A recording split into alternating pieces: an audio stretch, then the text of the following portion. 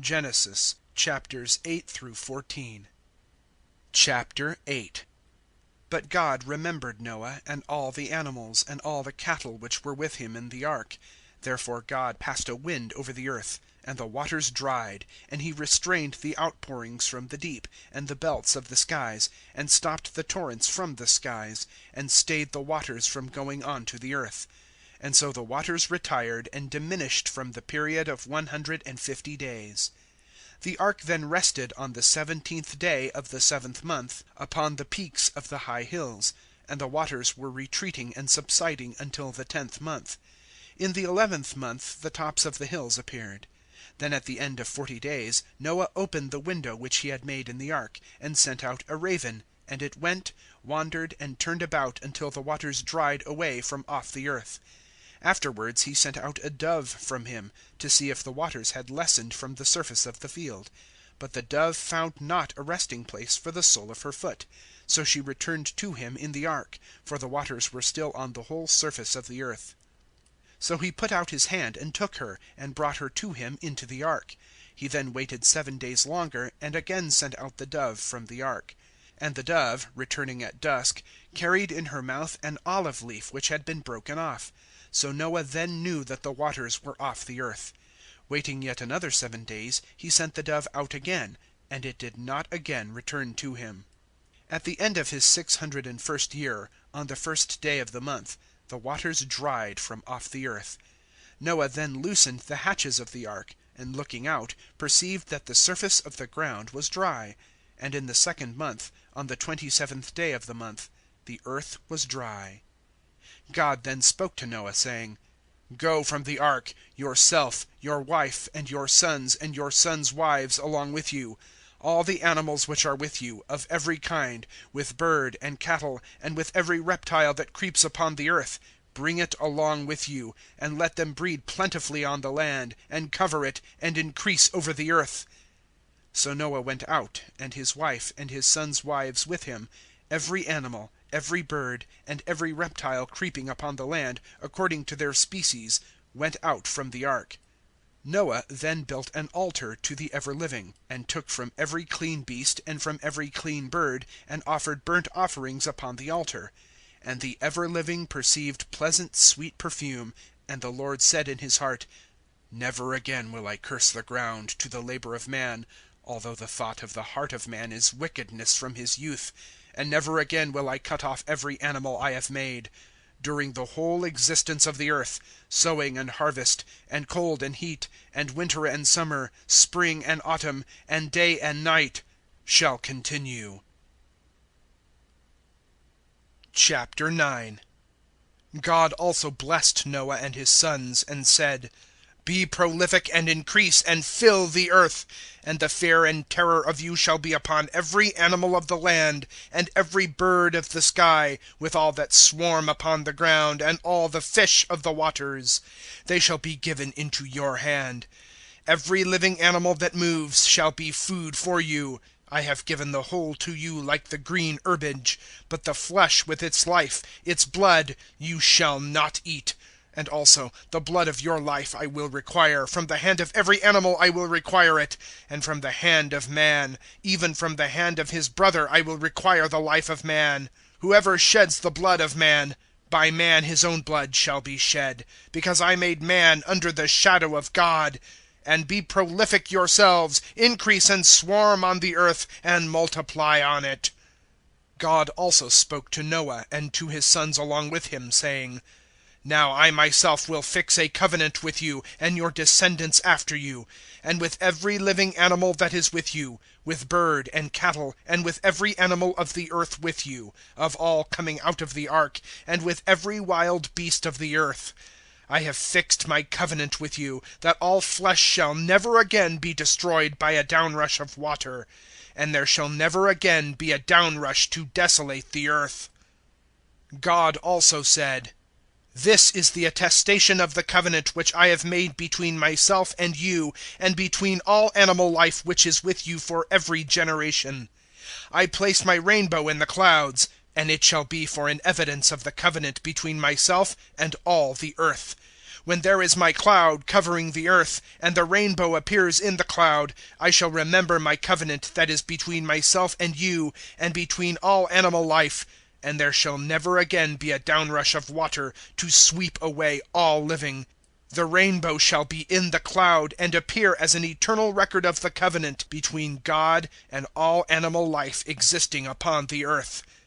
And God repeated to Noah, "This is the covenant which I have settled between myself and all existence which is upon earth." Now the sons of Noah who came out of the ark were Shem, Ham, and Japheth. And Ham was the father of Canaan. These three were the sons of Noah, and from these three the whole earth was peopled. Noah then became a farmer, and planted a vineyard, and drinking of the wine, he became drunk and was naked in his tent. And Ham, the father of Canaan, saw the nakedness of his father, and reported it to his two brothers outside. Shem and Japheth, however, took a shawl, and spread it on their shoulders, and, going backwards, they covered the nakedness of their father, and their faces were turned away so that they did not see their father's shame. So when Noah woke up from his wine, and knew what his younger son had done to him, he said, "Cursed be Canaan! A servant of servants let him be to his brothers." He also exclaimed, "The living God bless Shem, and let Canaan be a servant to him. God will extend Japheth, but he will dwell in the tent of Shem, and Canaan shall be his servant." Noah lived after the deluge for 350 years. So all the lifetime of Noah was 950 years when he died. Chapter 10. Now these are the registers of the sons of Noah: Shem, Ham, and Japheth, for they had sons born to them after the deluge. The sons of Japheth: Gomer, Magog, and Madai, and Eon, and Thubal, and Meshech, and Thyras. And the sons of Gomer: Ashkenaz, and Riphath, and Thogarmah. And the sons of Javan: Eon, Elisha, and Tarshish, Kittim, and the Dodanim. From these they spread themselves over the sea coasts of the countries of the nations, each with their language amongst the Gentile tribes. And the sons of Ham: Cush, and Mizraim, and Phut, and Canaan. And the sons of Cush: Seba, and Havilah, and Sabtah, and Raamah, and Sabteka. And the sons of Raamah: Sheba, and Dedan. To Cush was born Nimrod. Wild beasts began then to infest the earth, so he became a powerful hunter in the presence of the Lord. Therefore it is said, "Like Nimrod, a mighty hunter before the Lord." And the capitals of his kingdoms were Babel, and Erech, and Akkad, and Calneh in the bushland. From that land Ashur proceeded to Assyria, and built Nineveh, and the town of the plains, and Calah, and Resen, between Nineveh and Calah, which is a large city. The Mizraim also produced the Lodim, and Anamim, and Lehabim, and Naphtuhim, and Pathrusim, and Casluhim, from whom sprung the Philistines, and the Caphtorites.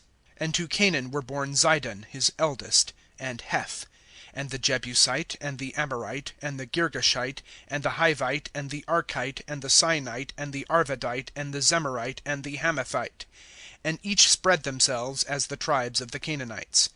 And the boundaries of the Canaanites are from Zidon by the valley of Gerar to Gaza, along the valley of Sodom, and Gomorrah, and Admah, and Zeboim to Lashar. These were the sons of Ham, in their tribes and languages, in the regions of the heathen.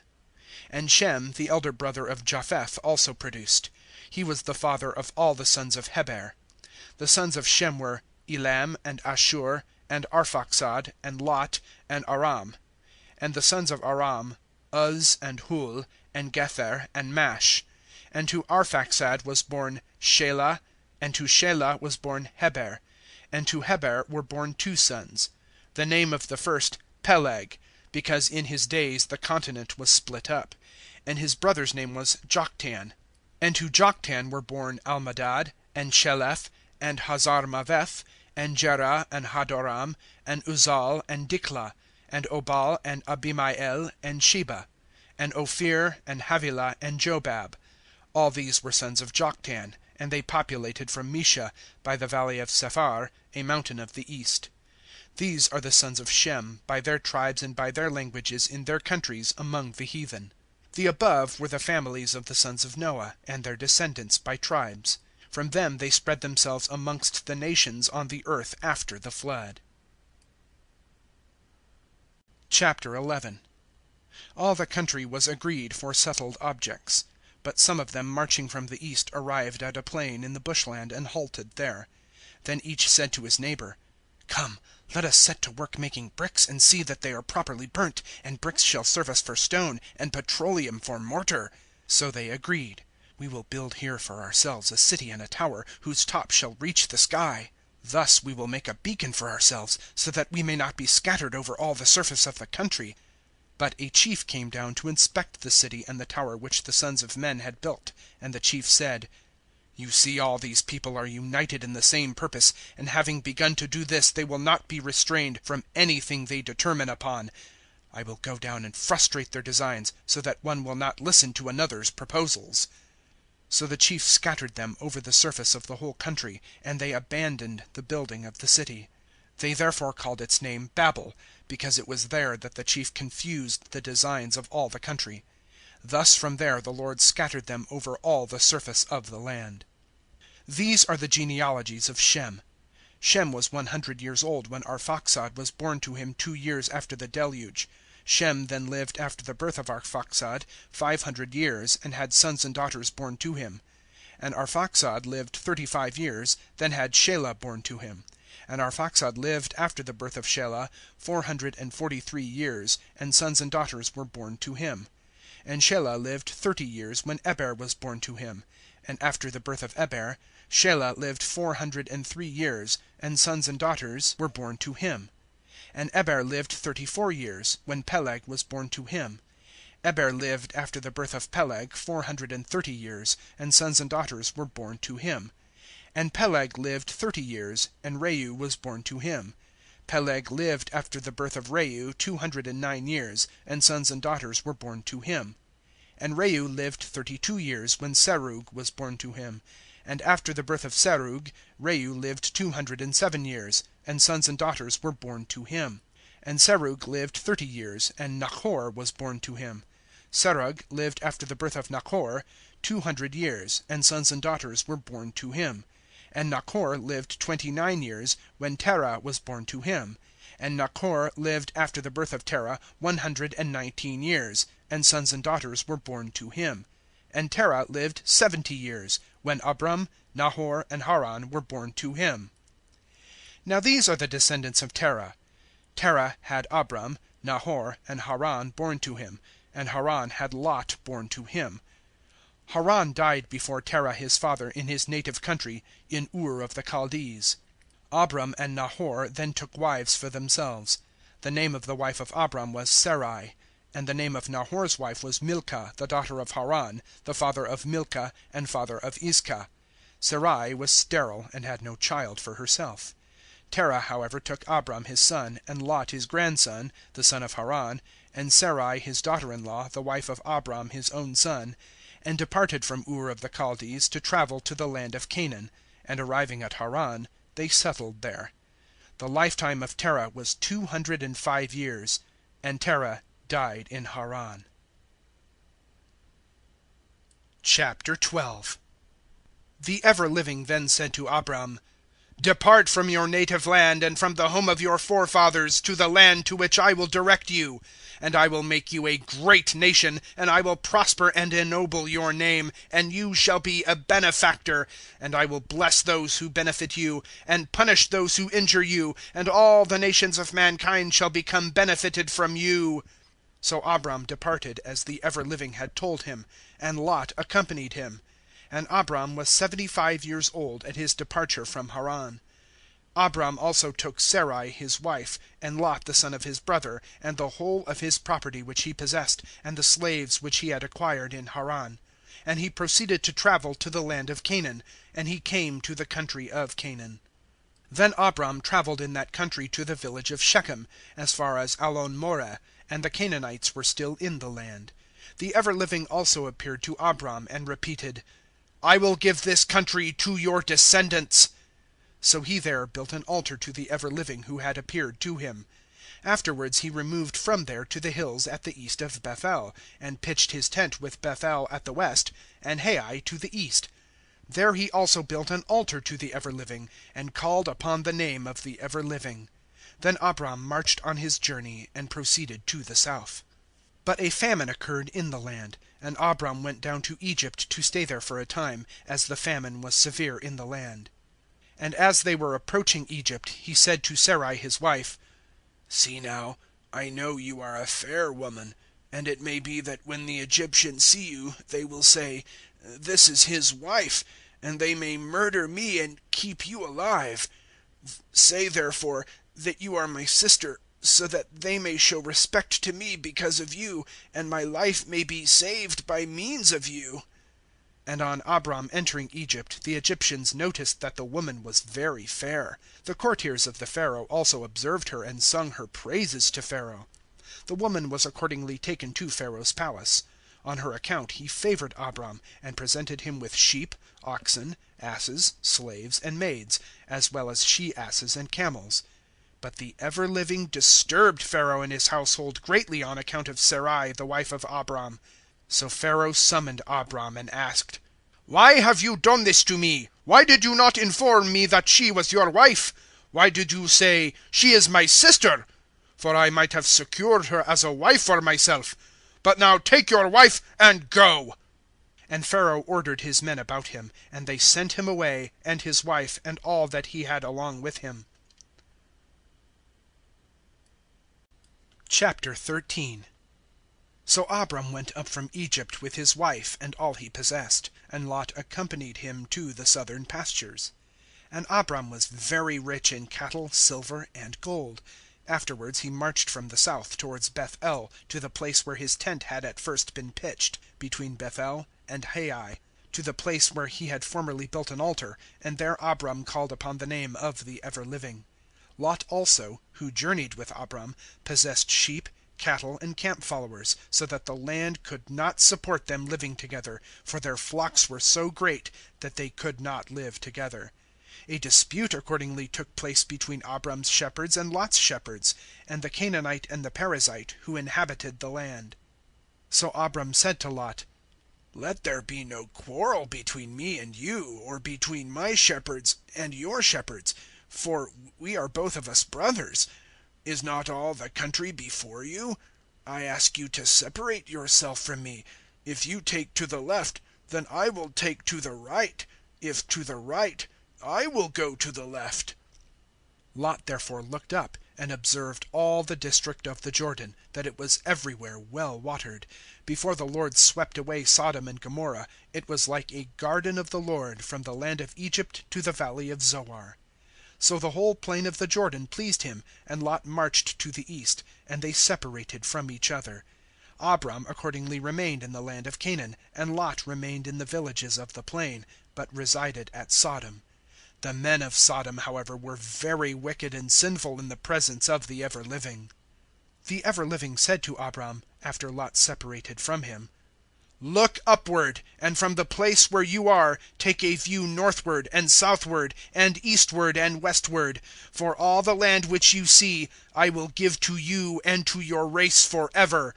I will also make your race like the dust of the earth, so that if a man is able to count the dust of the earth, then he can number your race. Arise and march through the land, inspect both its length and its breadth, for I will give it to you." So Abram struck his camp, and came and settled in the oak woods of Mamre, which is near Hebron, and there he built an altar to the ever-living. Chapter 14. It was now in the reign of Amraphel, king of Shinar, Arioch, king of Elasar, Chedorlaomer, king of Elam, and Tidal, king of the Gentiles. And they waged war with Bera, king of Sodom, and with Bersha, king of Gomorrah, Shenab, king of Admah, and Shemeber, king of Zeboyim, and king Bela of Zoar. All these were defeated in the valley of Siddim, now known as the Salt Sea. They served Chedorlaomer for 12 years, but in the 13th year they rebelled. Accordingly in the 14th year, Kedorlaomer and his allied kings defeated the Rephaim at Ashtaroth's Horn, and the Zuzim at Ham along with them, and the Emim at the Devil's Horns, and the Horites in the mountains of Seir, as far as the pastures which adjoin the desert. They then returned and came to the well of Justice, and conquered all the plains of Amalekites, and also the Amorites who inhabited the palm groves. The king of Sodom accordingly went out with the king of Gomorrah, and the king of Admah, and the king of Zeboyim, and King Bela of Zoar. And they commenced hostilities in the valley of Siddim, with Kedorlaomer king of Elam, and Tidal king of the Gentiles, and Amraphel king of Shinar, and Arioch king of Elasar, 4 kings against 5. The valley of Siddim, however, was full of petroleum pits, and the kings of Sodom and Gomorrah took flight, and fell there. And the hillmen pursued, and seized all the wealth of Sodom and Gomorrah, and the whole of their stores, and marched off. They also took Lot the nephew of Abram, and his catels, when they marched, for he resided in Sodom. A fugitive then came and reported to Abram the colonist, who had settled at the oak woods of Mamre, the Amorite, the brother of Ashcol, and brother of Aner, who were confederate chiefs with Abram. When Abram heard that they had taken captive his relative, he then mustered the trained youths of his own family, to the number of 318, and pursued to punish them, and overtook them in the night time. And he and his followers defeated and pursued them to Hobah, which is on the north of Damascus. And he recovered all the property, as well as Lot his relative and his property, together with the men and the people. The king of Sodom then met him to congratulate him after his return from defeating Kedorlaomer and the kings who were with him at the Devil's Valley. Melchizedek, also king of Salem, came out to them with wine, and he was a priest of Almighty God. And he gave him his blessing, and said, Almighty God, creator of heaven and earth, bless Abram, and you thank the Most High, who gave your enemies into your hand. He then gave to him 1/10 of all the spoil. The king of Sodom also said to Abram, You have given me my life, so take all the wealth to yourself. But Abram replied to the king of Sodom, I have lifted my hand to the ever-living God Almighty, the maker of heaven and earth, against taking even a shoestring, or from taking anything that is yours, so that you may not say, I have made Abram rich, except what the soldiers have eaten and the share of the men who came with me, Aner, Ashcol, and Mamre. Allow them to take their share. The end of chapters 8 through 14 of the book of Genesis. Recording by Mark Penfold.